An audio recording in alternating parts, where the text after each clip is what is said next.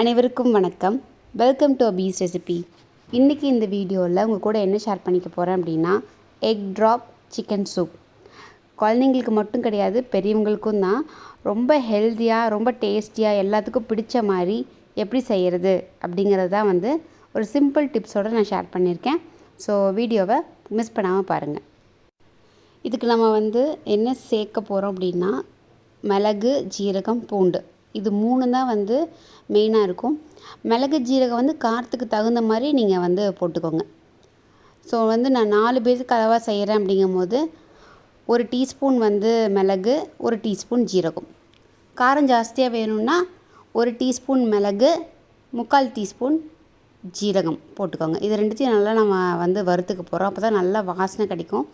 பாருங்கள், இது நல்லா வெடிக்க ஆரம்பிச்சிருச்சு, கருகிடக்கூடாது. இப்போ இதை நம்ம கல்லில் போட்டு இடிச்சுக்கலாம். ஃப்ரெஷ்ஷாக இதை நம்ம சேர்க்குறோம், அதனால் ஃப்ளேவர்ஃபுல்லாக இருக்கும். நல்லா நம்ம வறுக்கிறது எதுக்குன்னா நல்ல பவுடராக நம்ம லைட்டாக நுணுக்குனாலே நல்லா பவுடராகிடும். நான் கொஞ்சம் கோர்ஸாக தான் பவுடர் பண்ணியிருக்கேன். அதுக்கப்புறம் பூண்டையும் நல்லா இடிச்சுக்கலாம். இது கூட கொஞ்சோண்டு பச்சை மிளகாய், சும்மா ஒரு ஸ்லிட்டு மட்டும் போடுறேன் கட் பண்ணி. இது நல்ல ஒரு ஃப்ளேவருக்கு, டேஸ்ட்டுக்கு தான், காரத்துக்குங்கிற மாதிரி கிடையாது. ஸோ கொஞ்சம் வெண்ணெய் ஆட் பண்ணிக்கலாம் கடாயில். வெண்ணெய் நல்லா உருகினதுக்கப்புறம் இப்போ நம்ம இடித்து வச்சுருக்கோம் இல்லையா, பூண்டும் பச்சை மிளகாவும், அதை நல்லா போட்டு வணக்குறோம். இது நல்லா ஸ்மெல் கொடுக்கும். பச்சை மிளகாய் உங்களுக்கு நல்லா சேர்த்துக்குவீங்க அப்படின்னா நீங்கள் ஒரு பச்சை மிளகாய் தாராளமாக சேர்த்துலாம். தக்காளி ஆப்ஷனல் தான். கொஞ்சம் ஃப்ளேவர் டிஃப்ரெண்ட்டாக இருக்கணும் அப்படிங்கிறதுக்காக தக்காளி ஒரு தக்காளி கூட போடல, 1/4 தக்காளி ஒரே ஒரு பீஸில் விதையெல்லாம் எடுத்துகிட்டு குட்டி குட்டியாக கட் பண்ணி போட்டிருக்கேன். இப்போ தண்ணி ஊற்றிக்கலாம். நான் அந்த பவுட்ரு போடல, மிளகு ஜீரகம் பொடி இதில் போடல, உப்பு மட்டும் போட்டிருக்கேன். இப்போ இது நல்லா கொதிக்க விட்டுடலாம். சிக்கன் பீசஸ் குட்டி குட்டியாக கட் பண்ணியிருக்கேன். எந்த அளவுக்கு உங்களுக்கு வேணுமோ அந்த அளவுக்கு நீங்கள் கட் பண்ணிக்கோங்க. இப்போ இதில் உப்பு சேர்த்திக்கலாம். உப்பு சேர்த்திக்க போகிறோம். கார்ன்ஃப்ளவர் 1/4 டீஸ்பூன் சேர்த்துனா போதும். அதாவது சிக்கனுக்கு அளவாக, நான் கொஞ்சம் பீசஸ் அப்படிங்கிறதுனால 1/4 டீஸ்பூன் சேர்த்துறேன். இது ஒரு 10 நிமிஷம் மேரினேட் பண்ணணும். இது கூட முட்டையோட வெள்ளைக்கரு, இது 1 டேபிள் ஸ்பூன் இருந்துச்சுனாலே போதும். அதாவது நம்ம முட்டையை ஃபுல்லாக நல்லா மேரினேட் பண்ணுறதுக்கு, எல்லா பக்கமும் அப்ளை பண்ணுறதுக்கு.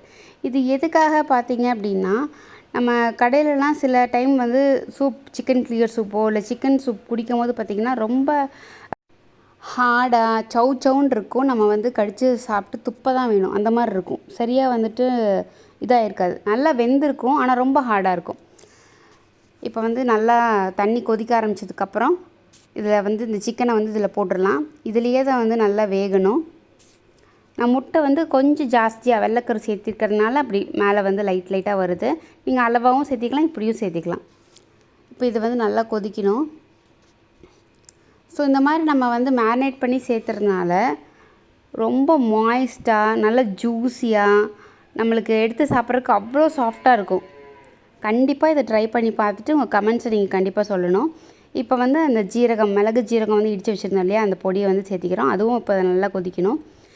இப்போ திக்காக சூப் சில பேர் திக்காக வேணும்னு நினைப்பாங்க. நான் திக்காக தான் வேணும்னு நினைப்பேன். இல்லை சில பேர் ரொம்ப தண்ணியாக இருக்குன்னு நினைப்பாங்க. ஸோ அதுக்கு தகுந்த மாதிரி இந்த கார்ன்ஃப்ளவர் உங்களுக்கு வேணும்னா நீங்கள் ஆட் பண்ணிக்கலாம். இப்போ சிக்கன் நல்லா வெந்துருச்சு.